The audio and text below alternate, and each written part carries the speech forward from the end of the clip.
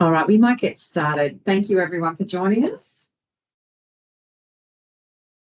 This is the Queensland Innovation Precincts and Places Strategy Strategic Initiatives Fund webinar. It's intended as a question and answer webinar that will complement the webinar we did on the 10th of August, and a recording to that session is in our chat line if you're interested in that.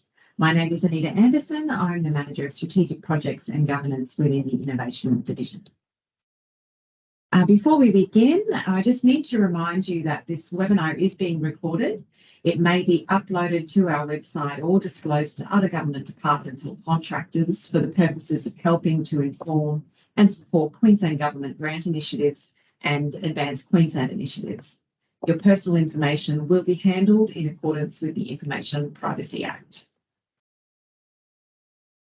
Before we begin, I would also like to acknowledge the traditional owners of the land on which we all meet today. For our office, it's the Yagara people and the Turrbal people.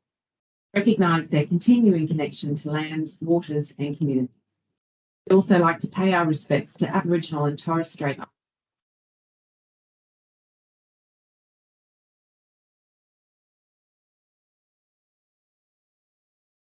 So this is a reminder that the program is part of a 3-year $15 million Queensland Innovation Precincts and Places Fund that was set up to support innovation precincts to drive ideas through to commercialisation, adoption and diffusion.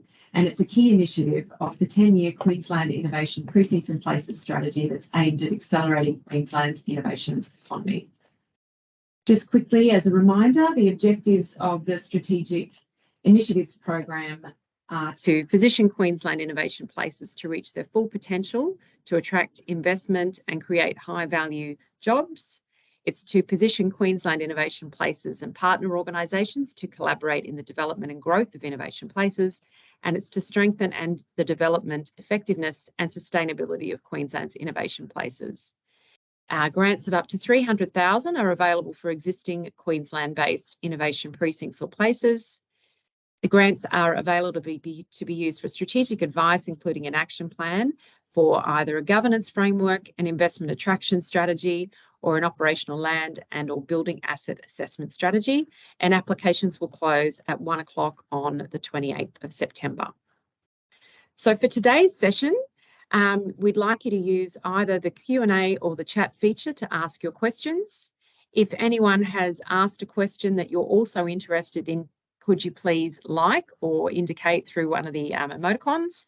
FAQs that we have online will be updated after this session. And of course, a recording of this webinar will be available for anyone who was unable to attend. And I just need to remind you that for today, I won't be discussing any advice on individual applications. So we've had a number of questions provided to us since our last session. So I'll start today's session going through those. And then at the end, there'll be an opportunity for any other questions that you'd like to have answered in the course of this session. So the first question was around what the project commencement date was, because in our guidelines and our FAQs, we often refer to that to determine when you can have your eligible expenditure and when you can expect it to be reimbursed. So for the definition of this date, the project commencement date is confirmed in the document that you'll sign with the department, but effectively it will be no earlier than the date of funding approval. So what that means in practice is if you've got a proposal and you've already decided to engage that third-party consultant because time is of the essence, you're not going to be able to put forward any funding that's been incurred prior to getting notified by the department that your funding has been approved.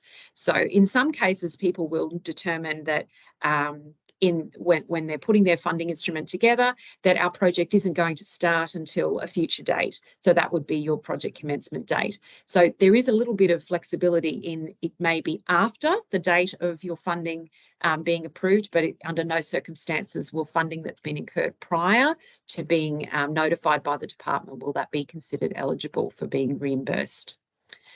Next question we had was, could salaries associated with submitting the grant application be captured in the cash contribution calculation for the intention of the assessors looking at what was your own consideration that you were bringing to the party?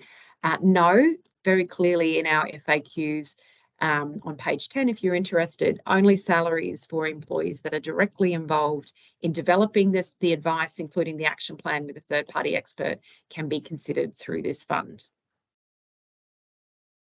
Next question was, could funding be used to obtain the strategic advice and deliver or implement part of or all of the nominated action plan? Now, this question is intended, we clarified that with the person who asked for this question to be answered. And what they were thinking about was if there was an action plan, for example, for an investment strategy. The strategic advice was for the investment strategy. And part of that advice, once it was provided, was that a prospectus may need to be developed. And they asked if that prospectus was developed, would the funds that were required to activate that action plan be considered eligible? The advice that we have is that it is not.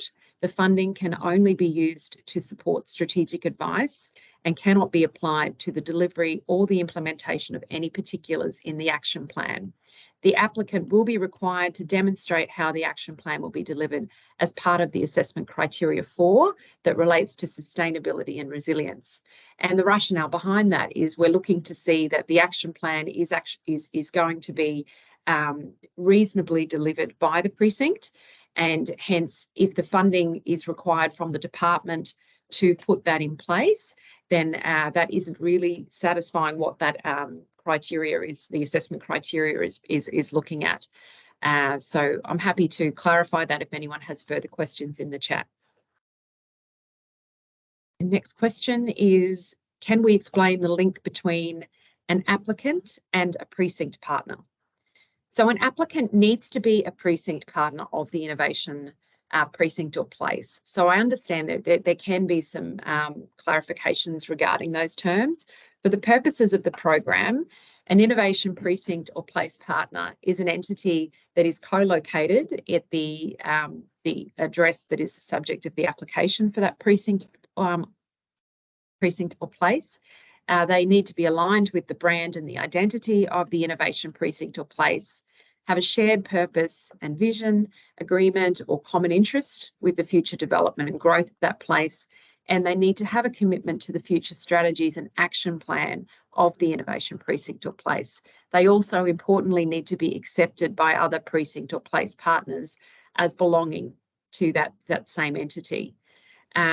So you may recall the definition of the precinct or place is that you need to have at least 2 entities or partners that have a shared vision and agreement, at least one of which is either a commercial and or a research entity. So the applicant must be someone who is in that precinct or place. So I hope that's clarified that answer for you. If you'd like me to go into that in any further detail, please just pop it in the chat. The next question was, how can an applicant satisfy eligibility criteria 3?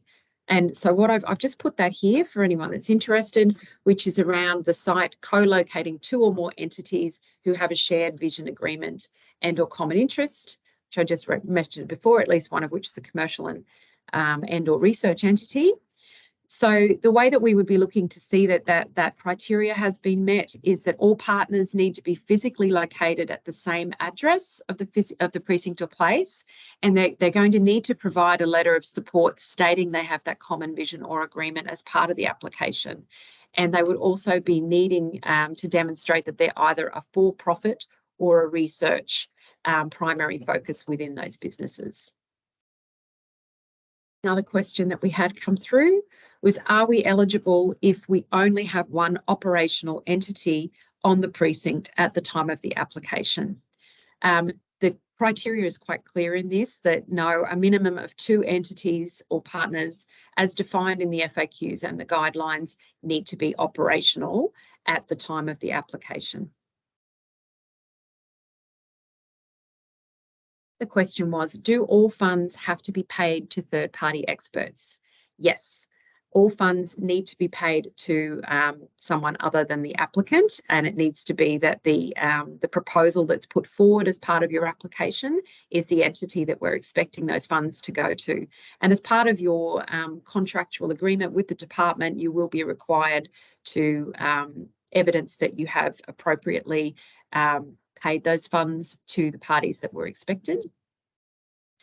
And this is an associated question, which is, can my company have an interest in the third-party expert? For example, if one of our directors has a shareholding in the company that's providing the strategic advice.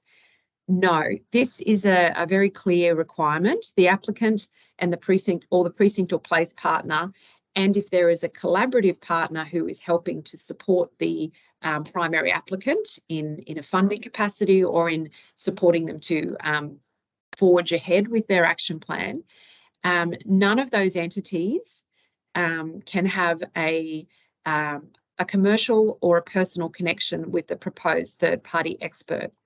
Applicants will be required to declare any interest in the entity that's providing a proposal for strategic advice. So that's a really important one, because we're looking to ensure that there aren't any conflicts of interest with the parties that will be engaged. Another question is, how will you treat multiple applications received from the first precinct? So I need to highlight that in the course of answering this question, we've identified a clarification that needs to be made to the guidelines. That will be published on our page, and a copy will be, a link to that will be also sent to everyone who has expressed an interest in this, and it will also be uploaded on our webpage within the next few days. All eligible applications for an innovation precinct or place will be assessed. However, only one funding application will be approved per innovation precinct or place. We also need to highlight that applications supported by all precinct and place partners of an innovation precinct or place will be highly regarded. So I understand this question has come to pass where there may be, in some cases, a competing application that's put through by a precinct partner. Obviously, that's not the intention of this project. The intention of this fund is to get consensus with the precinct partners and everyone on board to forge ahead with what the strategic advice is. So if the case is that we receive more than one application for a precinct or place and they are both eligible, they will be assessed. However, what we'll be looking to review in the assessment is whether letters of support have been provided for each of those applications. So I hope that clarifies that for you. We will be putting a clarification to that in our guidelines, as I mentioned, and providing that communication formally to everyone who's here today. Another question was, is this a sequential grant offering? Do you have to apply at stream 1 to be considered for stream 2 or 3? We have had this question earlier in our other webinar, and the answer remains the same. No, each funding stream will be considered independently. This grant program is independent to all other AQ programs, and any applications will not form consideration for other programs. I also need to remind people that stream 2, which is the development of the Place Leaders Network, is not a contestable grant program. That's a funding allocation that's been provided to the department to bring forward a range of activities and initiatives that will help the leaders in the precincts and places to connect, to collaborate, to get more value out of that. It will be a co-designed range of initiatives, and more information will be provided in the coming month around that. So that concludes all of the questions that we have received since our last webinar. So I'll just ask my colleague if we've had any more questions come up in our chats. And so far, it doesn't appear that we have. They're quiet today, but sounds like a lot of listening's going on. So I'll stay online for a little while longer, and while you're thinking about any questions you have or any areas of concern or clarifications you'd like discussed, I'll also like to remind you that there are a number of webinars that will be happening in the next week for 2 programs that have been announced. So one of those is for the Ignite Ideas and the Ignite Spark funding programs. So a webinar is planned for Wednesday, the 13th of September, at 10 a.m.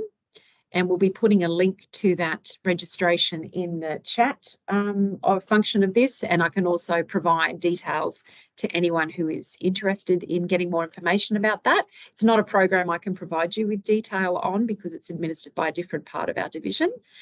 The other webinar that's happening next week is for the Regional Futures Collaborative Projects program, and that's planned for Friday, the 15th of September at 10 a.m. And we'll also be putting a link to the registration for that webinar into the chat for this session as well. Okay,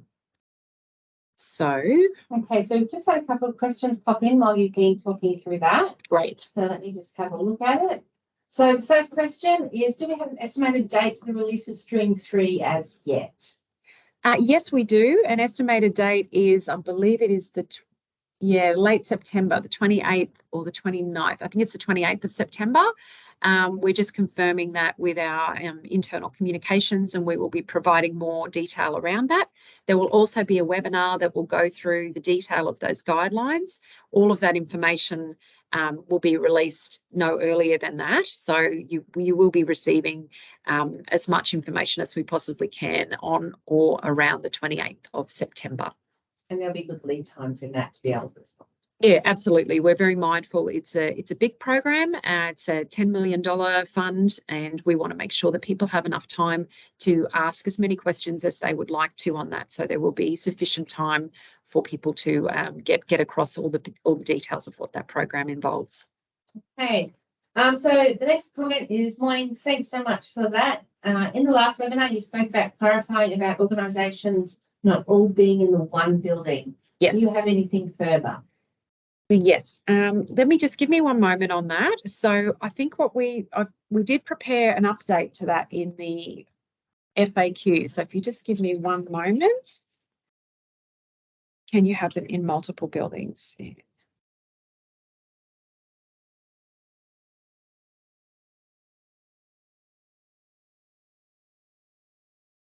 So precinct partners need to share the same established, clearly defined physical site as whoever the innovation precinct or place is. So if your precinct in place covers multiple addresses, we know that some of our larger precincts in places like the Gold Coast, they certainly are not limited to one physical location, then you would be able to demonstrate that this is the footprint of that precinct or place, hence my business is within that same area. So providing your business is sharing the same geographical footprint that the precinct or place has, then that would be fine.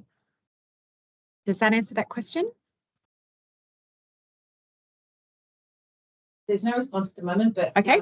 Feel free to let me know if that doesn't clarify that. But if you want to get more information, we did release an updated FAQ after the last session, and that answer is on page 8 of that updated FAQ. Cool. So just following on, and I think you answered it, but I'll just pose this question that's sort of sitting there next as well, which was around the release of Stream 3 and just how long Stream 3 will be open for. So I think that's where we're still sort of like trying to the dates, but it'll be a good length of time. Yes, it will be a good length of time. I can't tell you exactly because we're still confirming that, because as you can imagine, that's going to abut up to the Christmas period, and we want to make sure that that doesn't disadvantage anyone who's got planned leave or needs to be away with their loved ones. So we want to make sure that we have enough time for everyone to get their applications in.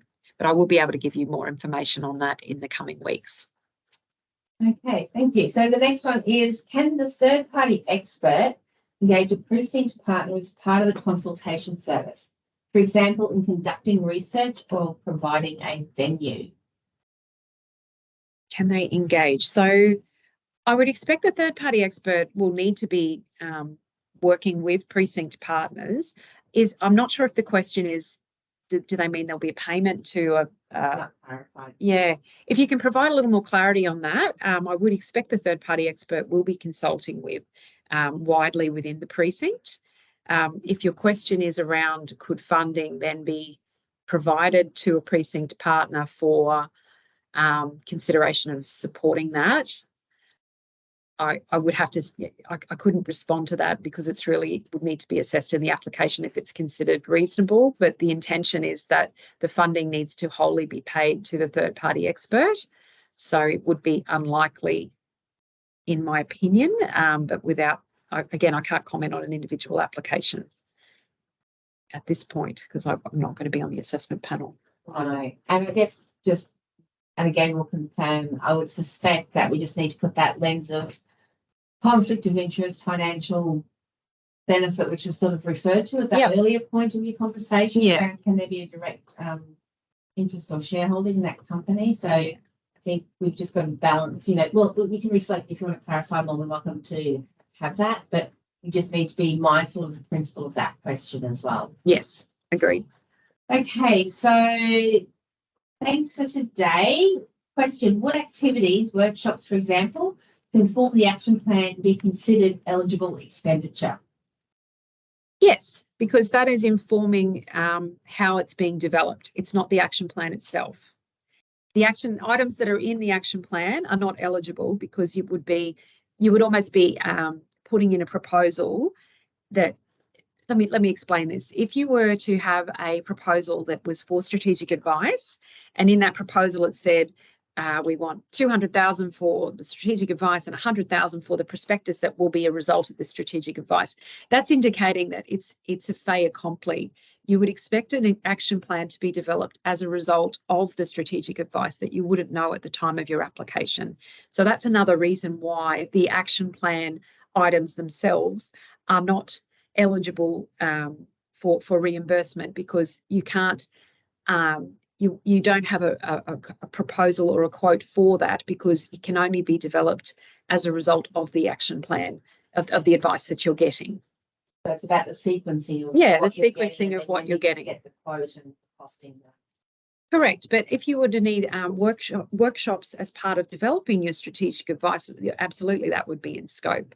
But if your strategic advice then said, part of our action plan is we're going to be running a series of workshops, and we're going to be doing marketing and doing comms, those elements are deliverables of the action plan, and they wouldn't be in scope for funding consideration. And then from memory, I think we may have addressed this one in the last one. So, but as there is there a link to the already existing list of precincts and places recognised in Queensland? Yeah, so we had this question at our last session, and the answer is the same. So whilst you may have seen in the strategy document that was released in mid-20 last year, sorry, excuse me, that referred to over 320 innovation precincts or places had been identified in Queensland. That was at a point in time, and it's not a list that's maintained by the department, because, as you'd expect, innovation precincts and places continue to evolve, markets and industries continue to emerge, players enter and exit the market and this arena all the time. So we don't have a list of what those precincts and places are. Well, of course, we're aware of them, and we have different parts of our business that are working closely on the ground with those different precincts and places, but we don't maintain a list of that for the department. Okay, so can you clarify the process for action 2? Who contacts whom, or do you have a list of approved contractors? I think we've had this question before. Is this around, do we have a list of people who are able to provide the strategic advice? Is that? I'm going to suggest possibly yes. Okay. So we had this question in the last session, and it's I understand that there are people wanting to know, so who do I go to? As part of Queensland Government, we can't make recommendations on who you need to be engaging for that strategic advice. One of the things you'll be asked for is an explanation of why you've elected to go with that person. So we would be encouraging you to do your normal due diligence around how you would normally choose to engage in a commercial relationship with anyone. And it might be using your networks, or discussing with other people in the precinct who they've had experience with. And I would be encouraging you to ask the person that you're considering going with what their previous experience is. And whilst it's not mandatory that they have experience in providing similar advice to an innovation in an innovation arena, it is favourably regarded because we recognise it is quite a specialist area. So it might not be possible that you can find someone who has that experience, but we understand that there are numerous people in this space that can and are able to do that. However, as a Queensland Government department, we can't make recommendations as to who you need to engage. Thank you.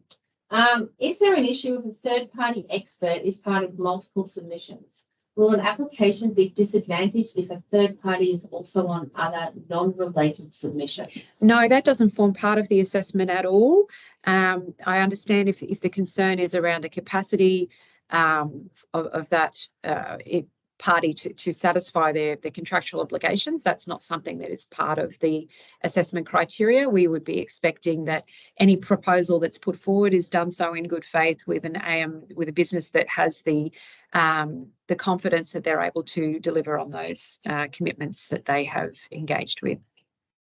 So just jumping back to that previous question where we asked about can you clarify the process for action 2? Mm-hmm. The question has now been clarified. It says the question relates to strand 2. Now, I'm just wondering if that should be stream 2. So stream 2 is the place leaders network. So what I did talk about early in the presentation was that this fund is a $15 million fund that has 3 streams. This fund is the first stream that has $4 million allocated to it for grants of up to $300,000 for strategic advice. Stream 2 is $1 million that has been allocated to the department to activate the place leaders network. Those funds are not contestable. They won't form the part of an open funding program. Stream 3 is a $10 million regional infrastructure and smart infrastructure funding program that is contestable. So stream 2 is going to be used to activate a range of initiatives that will be discussed and co-designed with probably many of the people that are in this webinar, because we recognise that the experts in this space are not necessarily within our department, they're on the ground and the people that are working in this space. So we want your input and your advice on how those funds can be best utilised to support the activation of the network and give you the outcomes that you're looking for. It's a 2 to 3 year span of when those funds will be spent, and I can provide you with more information we're expecting around the next month in how that's going to be initiated. Thank you. Okay, so I think this may have just been previously touched on, but I'll read this so in case there's just any nuanced differences in your response. Sure. Are we able to be an applicant for one type of advice? So I'm making an assumption this may be a potential supplier or a supplier, but also be able to be a supplier to another precinct or place to give strategic advice in our area of expertise. Absolutely. So if the question is aligned with the previous one that was raised around can we have the same third-party expert supporting multiple applications, then yes, they can.